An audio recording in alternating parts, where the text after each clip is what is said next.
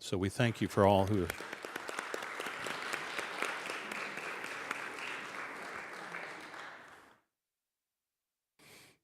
Okay, so we don't need a second ballot?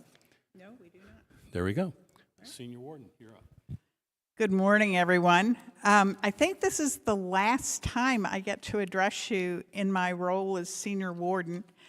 I was looking back and thinking through my 3-year term on the vestry, and I had to think that we started out when we were in COVID. My first year of vestry meetings and Cindy's on her go around this time, we did everything by Zoom. And look at how far we've come in the last 3 years. As Father Mark has outlined for you, we had an excess this year for the first time in years. Our pledging base has gone up for the first time in years. We have a historic high, I believe. Our parish is growing. I think in this day and age, for us to have moved from a small parish to really what's a sizable, mid-sized parish in this diocese says a lot for our leadership in this church, and I think a lot of that credit goes to Father Mark.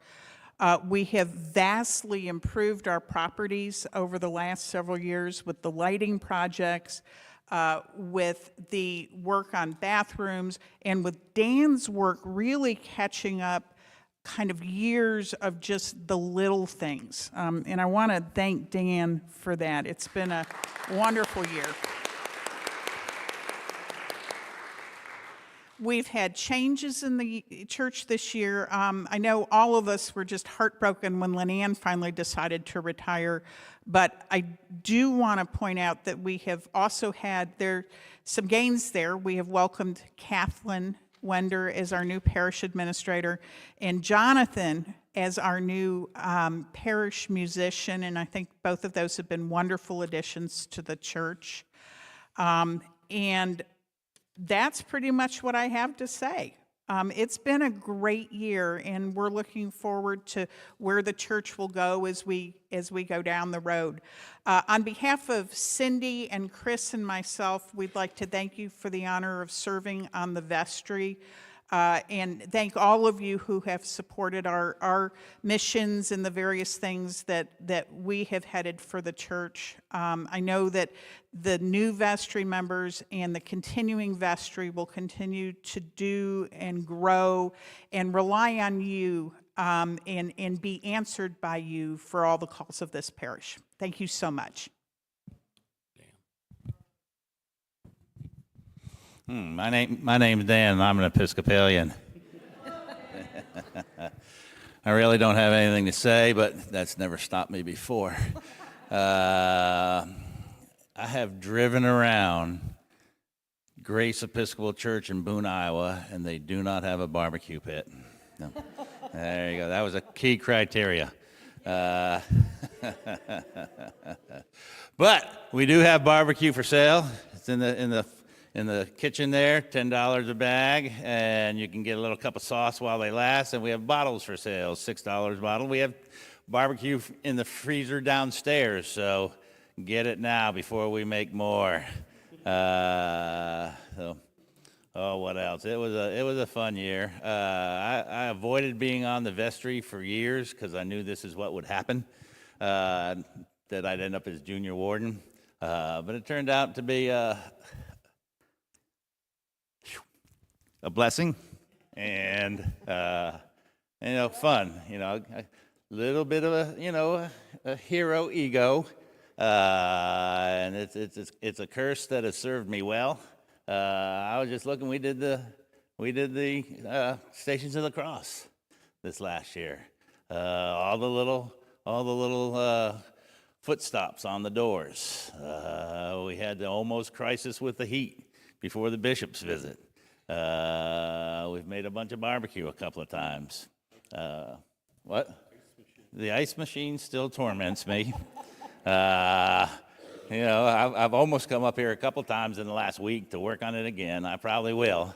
I think I know where it is, but I hate to make it worse, sort of thing. Oh gosh, I said I was never moving, and I let a joke go too far. I let Holly look at houses one too many times, and she found one close to those three little wild Indians that apparently need our help in growing up. So that's what we're doing. We close on the house February 15th. And because we have other things going on in March and April, we probably won't move till May. And that means I won't have to shovel snow for the movers to bring stuff in the house. They have 5 months of winter there: November, December, January, February, and March. And they run about 20 degrees colder. They put a minus sign in front of that 20.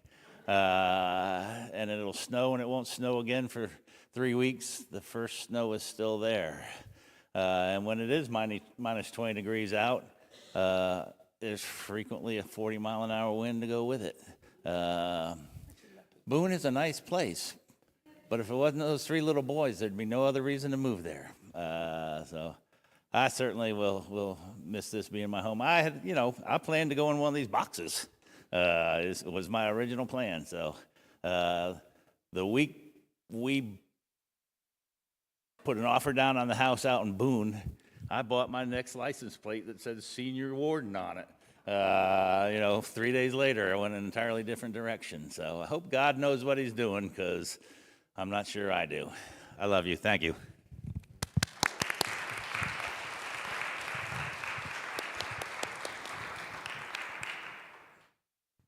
Okay.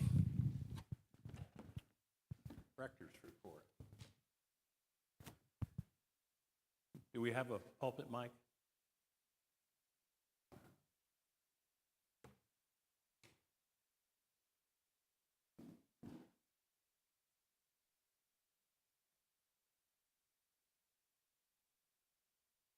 No? Test? No. Forget it. All right, the rector's report.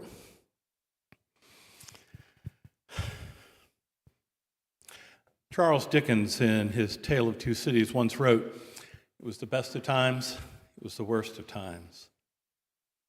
That would not be the case here at All Saints. By any measure in 2023, we would have to count them as the best of times. We started out the year with a bit of anxiety and trepidation.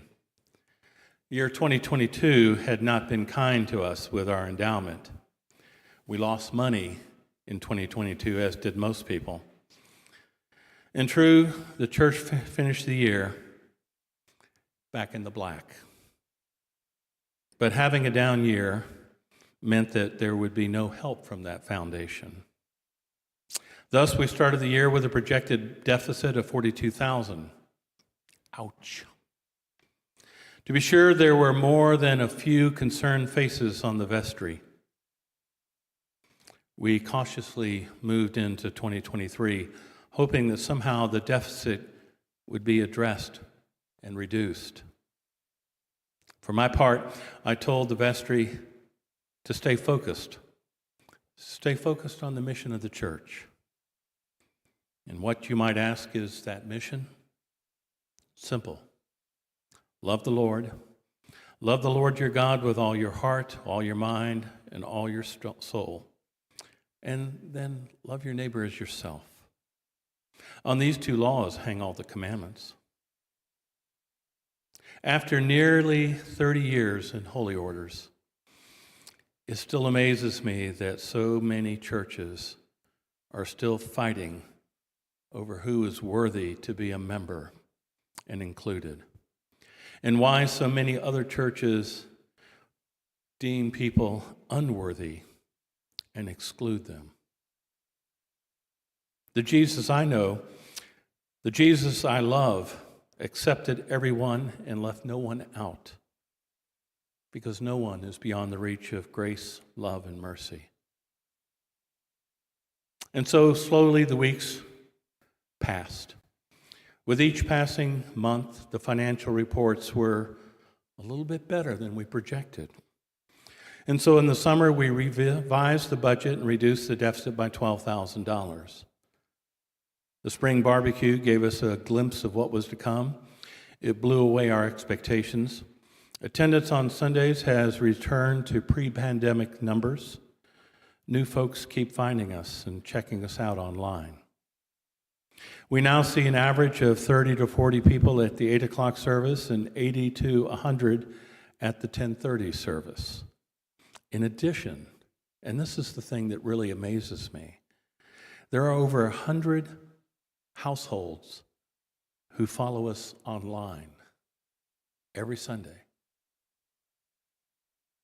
As we moved into the fourth quarter, our financial situation no longer seemed so dire. The projected deficit continued to shrink. We had another record fall barbecue under our belts. We reopened the nursery this year. Things were moving in the right direction at the same time. We finished the year erasing our deficit. How did it happen? It happened with God's help. I'm grateful for Colleen and Dan as our senior and junior wardens. I'm grateful for Mary Lou as our treasurer, Ginger, our clerk, and Skeet and the members of the foundation. Thank you for your faithful service. Next week, on February 1st, I will mark my 7th anniversary as your rector. It doesn't seem possible to me. Somewhere along the way, the shepherd of this flock fell in love with the people who make up the sheep of this quirky parish. I can tell you from experience of some of my peers, this is not always the case, and I am blessed. I recently preached a sermon that spoke about change being the only constant in the universe, and this past year, All Saints has experienced our own share of significant changes. Lynn Ann Anderson retired after faithfully serving the church for more than 35 years as parish administrator. I can't begin to tell you how many parishioners ask me, "What are you going to do? How will you replace her?" My response, stay focused on the mission, and God will provide. It turns out that God did indeed provide. Kathleen Winder, who grew up in this parish, was moving back to Morristown from having served 2 Episcopal churches in Chattanooga. We both saw the potential for her being in the right place at the right time with the right gifts. She joined the staff in March and has hit the ground running. She possesses the skills and the passion to keep All Saints moving in a positive direction. In addition, Dr. Ryan Garber departed after serving the church for 14 years. Here again, there were the voices who wanting to know, how would we replace him? My response, stay focused on the mission. God will provide. And God did provide. God provided us with Dr. Henry Selby to be our interim organist choir master for a little bit over a year, and I am grateful.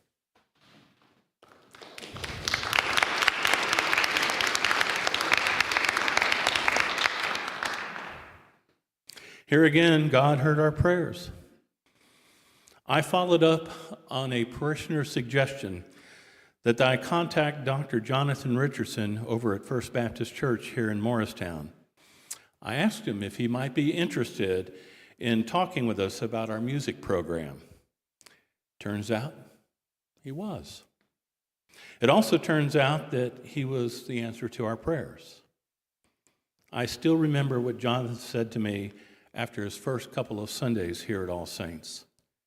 He said, "I think I needed you more at All Saints than you needed me."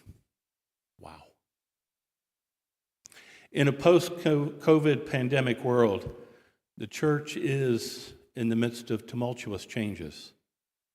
Just because we may have done something traditionally in the past doesn't mean that we will continue to do it in the future.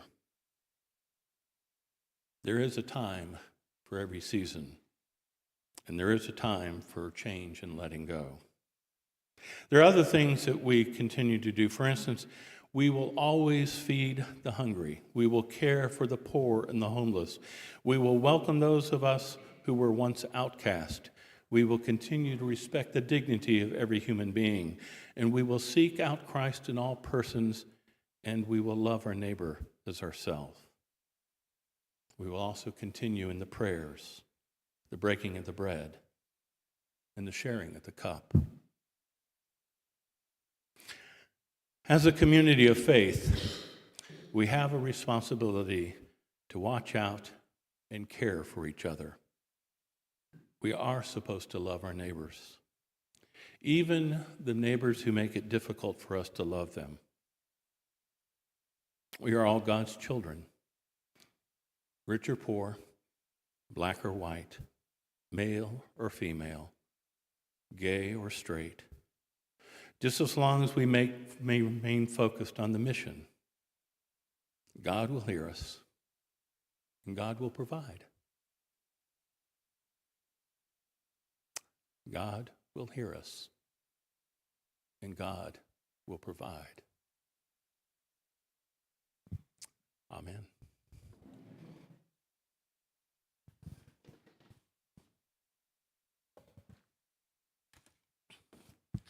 Is there any more business to bring before the annual meeting?